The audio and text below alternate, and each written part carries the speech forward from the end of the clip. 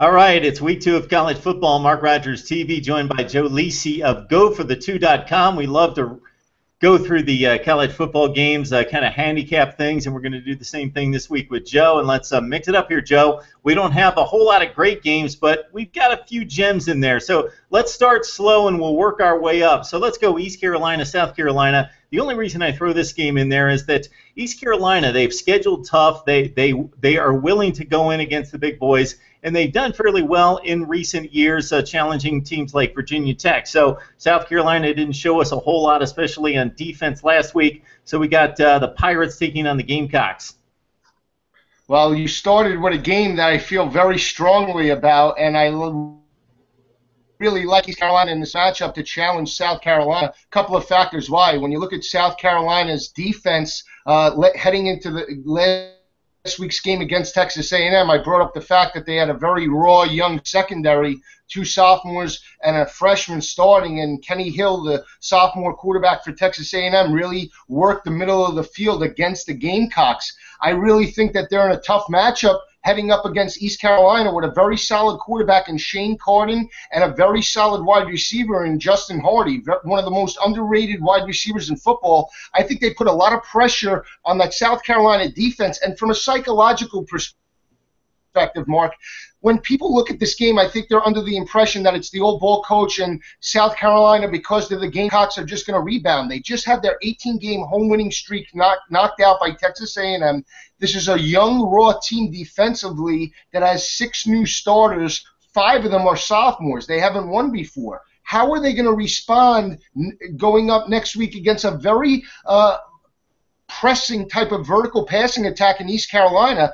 I'm very nervous for South Carolina in this matchup. I like what East Carolina brings to the table. Couple that with Mike Davis being out, and couple that with Georgia in week 3. A lot of pressure falling on South Carolina in this matchup. I agree on all ends on that one. East Carolina's got a passing attack that is for real. You mentioned the secondary issues, and we talked about it all off season with South Carolina. It really came into fruition completely unexpected by most of us against Kenny Hill, and they're going to have their hands full with ECU. Ole Miss and Vandy played one of the more entertaining games last season on the opening weekend. This was a game, I got to tell you, Joe, that I did not see coming, talking about Vandy and Temple, the Commodores, with their starting quarterback. I know Robinette only started the last few games because of injury, but Robinette back, their 2 best backs back. Yeah, they lost a lot in the secondary last year, but this is a team that won 9 games in the SEC 2 consecutive years, won bowl games 2 consecutive years. Yeah, the coaching changed, but taking on a 2-10 Temple team and getting annihilated at home, I was shocked, and now they've got a rebound against Ole Miss.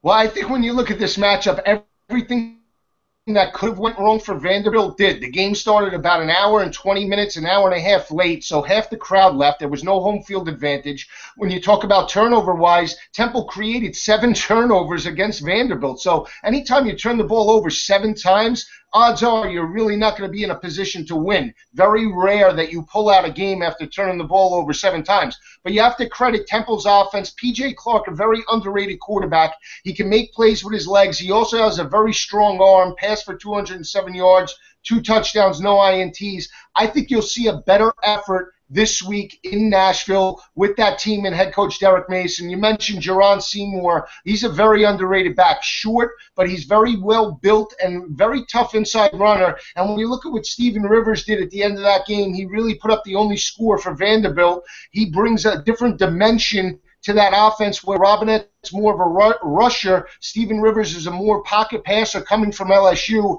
an added dimension. I think you really have to start thinking about which quarterback you want to go with at this point in the season. Yeah, definitely right there. For us purists who believe that conference play is the only tangible championship, and this whole college football playoff is kind of a smoke and mirrors kind of thing, selection kind of process, this is actually turns out to be the most important game of the week, in my estimation, for that in and of itself. USC and Stanford play the first real conference matchup of the season that involves contenders. So the Trojans coming off a demolition of Fresno State, and Stanford, the same thing with UC Davis. So we really proved nothing in week 1. So we get USC and Stanford usually playing that late October, early November game, but in week 2, one of these giants in the Pac-12 is going to be saddled with a loss. Yeah, it's a very difficult matchup. I could see it going either way. When you look at what USC did last week against a very solid Fresno State, Cody Kessler come out, 4 touchdowns. Sark had the team up and emotional, especially with all the negativity surrounding the program heading into their week 1 matchup. So it's a very dominating performance by the Trojans heading up into Palo Alto to face the Cardinal. I like what Stanford brings to the table for a couple of factors. I like Kevin Hogan at the quarterback position. I also like Ty Montgomery in terms of what he is able to do in terms of the special teams play and his ability to stretch the field vertically against defenses. Now, I know that there's some offensive line issues for Stanford heading into this matchup, but they're 5-2 overall against USC since 2007. They dropped the game last year in the Coliseum, but I like the fact that they're playing at home. I think they had a more of a vanilla, toned-down type of offense attack. I still like the way they match up against USC. I think Stanford has a slight edge heading into this matchup on Saturday. All right, and one of the most embarrassing displays of defense last season, we saw Texas go up to BYU, and the Cougars just physically manhandled them up front, rushing for over 300 yards in the first half of that game as the Cougars rolled, and Texas could not recover after that. They got rolling a little bit in the Big 12, but against the better teams, Texas no match. David Ash out for this game, BYU and Texas, the return trip to Austin. What are you looking at here? Well, there's a couple of factors that I look at when you bring up last year's game. The tackling was atrocious for the Longhorns in Provo. Taysom Hill ripped that defense. I saw a lot of arm tackling under Mack Brown and that defensive staff. I don't think that will be the case in Austin come Saturday against BYU. When you look at Charlie Strong, the one thing that he preaches is a very physical type of defense. They might not have the best talent on the defensive side of the ball, but they wrap, they come up and run support. That's something that Charlie Strong preaches. He's a defensive-minded coach. When you look at BYU, the thing that I like with the Cougars that they did against UConn on Friday night, Taysom Hill, very, very solid performance in the way he spread the ball around to 9 different receivers against a solid UConn defense with a defensive-minded head coach in Bobby Diaco. Not top 10 defense, but a solid defensive effort by UConn. I like what Taysom Hill did in the passing game, especially with 5 starters out, especially with running back Jamal Williams. Heading up into this matchup, I think the key is, can Taysom Hill duplicate the performance that he had last year on the road in Austin? And how does that Texas offense fare with the new quarterback in Swoops who's filling in for David Ash? There's not a lot of game film on him. He's a sophomore, so he's a big kid. He's 6'4", about 245. How is Charlie Strong and the offensive staff going to utilize him to his strengths and weaknesses? The big game, this could sort of kickstart Texas into the Big 12 conference play, and the same thing for BYU. I said they're a sleeper in terms of if they can run the table, they have an outside chance schedule-wise that they can be in the playoffs. So this is a meaningful game for both sides. I think it favors BYU on the road because of quarterback Taysom Hill, though.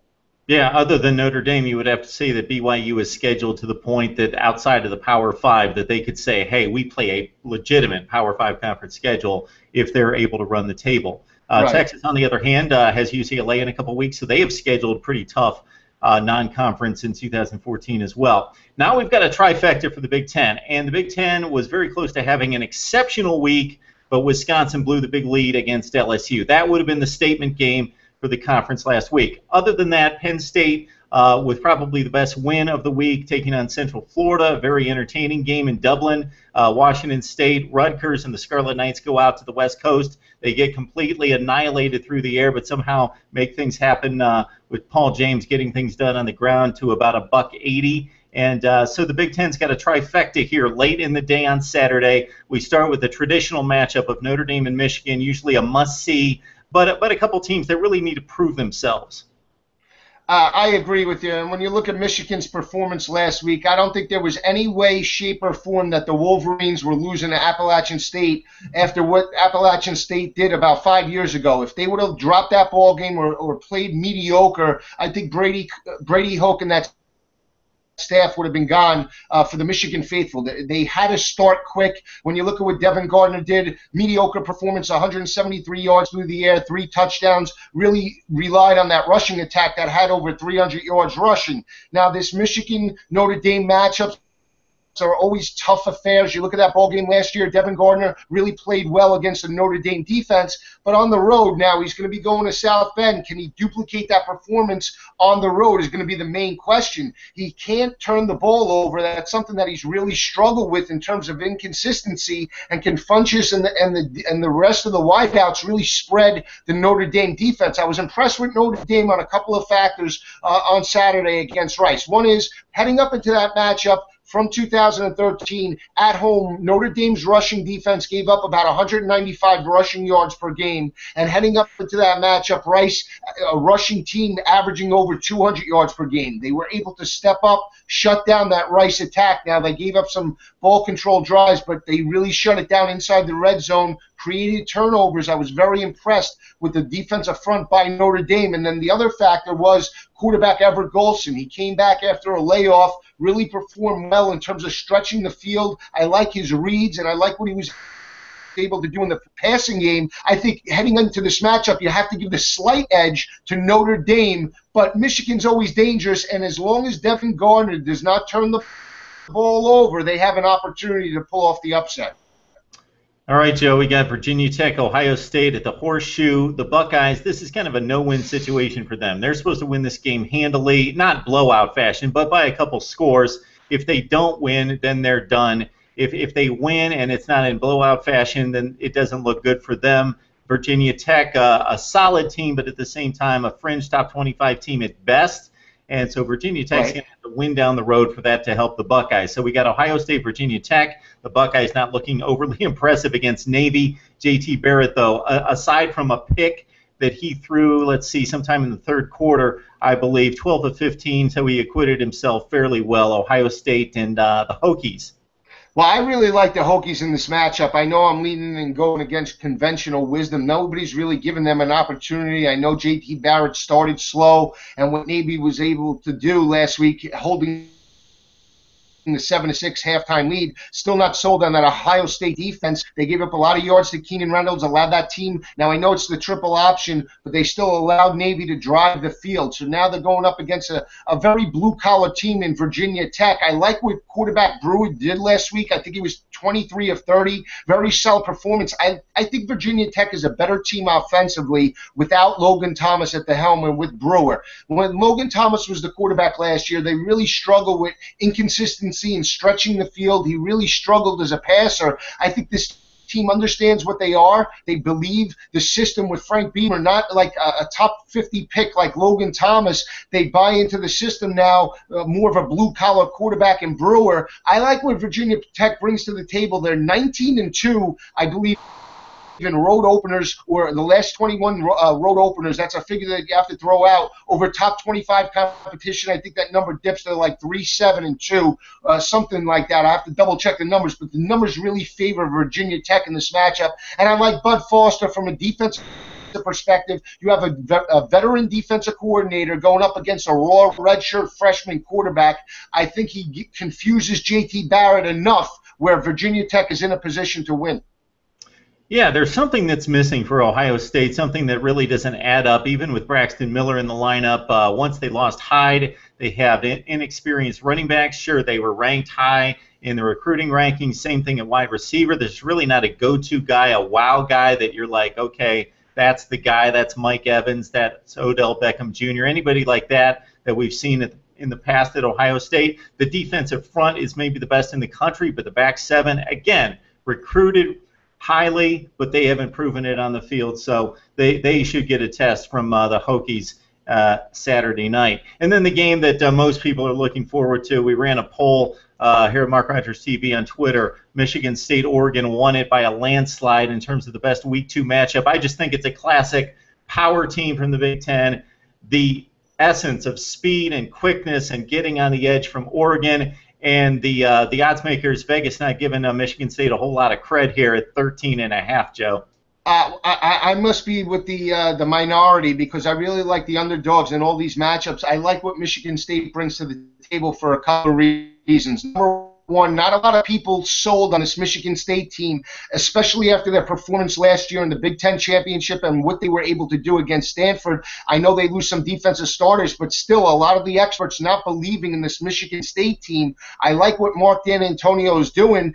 Couple of factors numbers-wise. Last year, Michigan State was a +7 in turnover margin on the road or on a neutral field site. They created 13 turnovers on the road and then didn't turn the ball over, only committed 6 turnovers as a team. +7. That's a positive attribute heading into a road matchup with a very solid opponent in Oregon. And then when you look at Oregon as a whole, I know Mariotta's a Heisman candidate and that speed on the edge, but every time they face a solid defensive line like Michigan State, they struggle. And from a different perspective, when you look at the Pac-12 as a whole, not a lot of teams outside of Stanford that plays that style of offense. So they really don't get to practice it week in and week out like Michigan State in the Big Ten. They're used to those collar, gut them out type of affairs against Michigan, Ohio State, even Penn State type of matchups. So I think Michigan State brings a lot to the table in this matchup, and I like Connor Cook's ability. I know he almost got hurt last week against Jacksonville State, and the Sparty was a little up in arms, but I like what Connor Cook brings in terms of making plays in the passing game. Langford, solid running back. You look at that Oregon defense at home, they surrendered 140 rushing yards per game last year. I still like Michigan State to pull off a very gutty upset in Autzen Stadium. Joe, I think it's pretty safe to say that most teams take on the personality of their coach, and I think Mark Dantonio's developed a team that's very tough-minded, very poised. They don't let anything faze them. I also like Pat Narduzzi on the defensive side of the football for Michigan State. The defensive coordinator is one of the best in the country. Yes, they lose a lot of experience, but he says that this is a faster, more athletic defense than even the one he had last year, just less experienced. Michigan State, we think of a plotting team, but Connor Cook really stepped up, as well as the wide receivers led by Kings Jr. and also Tony Lippett. Last year for Michigan State down the stretch. So they were much different offensive attack late in the season than they were most of the season. So you can throw out the numbers and look at what they did against Ohio State and against Stanford in the Rose Bowl for Michigan State. So the only thing that happens is Eugene at night, and Oregon can hit you with a flurry. So, for example, UCLA played them really tough for one half, and we're right in the game, and all it takes is like 3 or 4 possessions, and they get out on the edge, and they can score like 3 times in 4 minutes, and the game can get out of hand in a hurry. So besides that, I love the Michigan State pick as well. I agree with you, and when you look at it, Michigan State's going to have to use ball control and long drives to keep Mariotta off the field. I think they can do it. And you mentioned Mark Dantonio, big game coach. He doesn't get enough credit as the upper echelon coaches in the Big Ten or in the SEC for that matter. He wins big ball games. He wins rivalry games against Michigan. He wins Big Ten championships against Ohio State. And that Rose Bowl performance last year, when not a lot of people gave them a chance against David Shaw, not enough credit given to what Mark Dantonio was built there, and I think that they have a really good chance on Saturday to pull off the upset.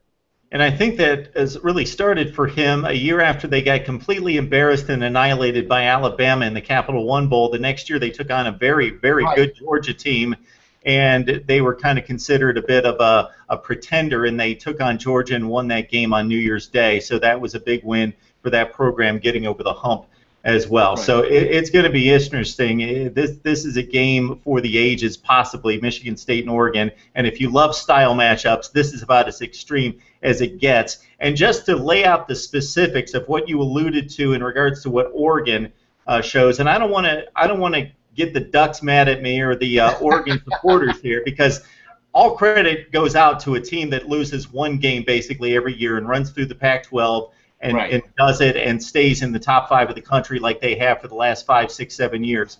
But at the same time, just to detail what you outlined there, it started pretty much in the 2010 Rose Bowl against Ohio State. They take on a team that took a lot of players to the NFL, had a speed and strength matchup, and when Oregon was averaging 55 points a game, Ohio State held them to 17 and won the Rose Bowl.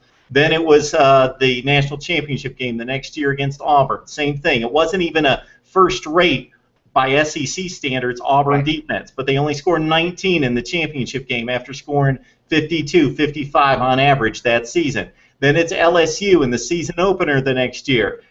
LSU holds them down to 13 points, and it's been Stanford 3 out of 4 years that's been able to put the clamps on that Oregon style. So it surprised a lot of people, and they still do it better than anyone and still have the most speed of anyone, but that style of play doesn't shock anyone anymore because they practice against it with other teams that don't do it as well but still do it. Even in the Big Ten, teams like Northwestern and Indiana run that style of offense, not comparing the personnel, but that style of offense.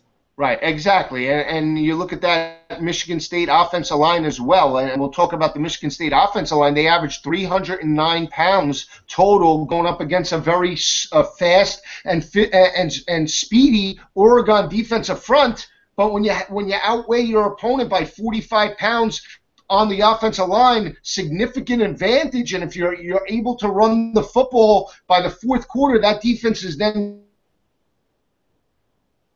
worn down. So that's something that you have to keep an eye out for. But you're right. I mean, this game could go either way. It's just that when I look at this matchup, I'm in agreement. Yes, Oregon does it better than anybody in the Pac-12 in terms of running that offense, but we can't argue that they struggle with solid defensive lines that really push that offensive line back and disrupt the timing, just like Stanford, just like Michigan State. So when you look at that, until they can beat that style of team at their game, you have to go with the more physical team in Michigan State, in my opinion. All right, Joe Lisi from GoForThe2.com. Hey, Joe, we always appreciate the insight and the information and you laying down the facts for us. Well, my pleasure. I just wanted to touch on one team that when you mentioned Vanderbilt, I didn't talk about Ole Miss, and I know I forgot about that, but Ole Miss and Bo Wallace, very inconsistent last week. I think Ole Miss will win that ball game against Vanderbilt. I just think that it'll be a gutty effort by Vanderbilt. You'll see a much closer game than people think, about 10-point game, but I still think that Ole Miss is the better team in that matchup. I just think that after the performance on Thursday night to open up a new coach and a new team, very, very erratic and middle-of-the-road performance by the Commodores. Yeah, it's typically a lesson to be learned in week 2. Don't overreact to what you saw in week 1. Right.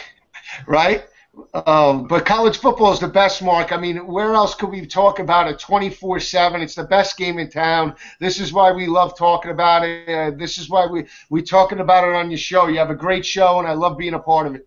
I appreciate it, Joe. And what we were talking about before we came on is what drives us crazy, for as much as we love it, is that everybody we want to see is playing at the same time, and we don't have enough TVs to go around. That's the problem. And the scheduling this year is crazy in terms of there's so many stations. It's being shown on every network possible. So now everybody wants to get that prime time matchup to steal ratings away from ESPN and ABC. So we have every good game going all between 6 and 8 o'clock. It's going to be very difficult to keep an eye out. We're going to have to watch replays at 3 o'clock in the morning. That's what we're going to have to do. And I know that you're an expert at those replay systems and getting those things on DVD. So you're an expert at that, and I'm sure you will continue to compile the library. I am. Right, that's why you're joining us. We appreciate it, man. And you have a standing invitation. There's no question about that. Thanks, Mark. Anytime. I love talking about it. Have a great week, and I'll talk to you next week.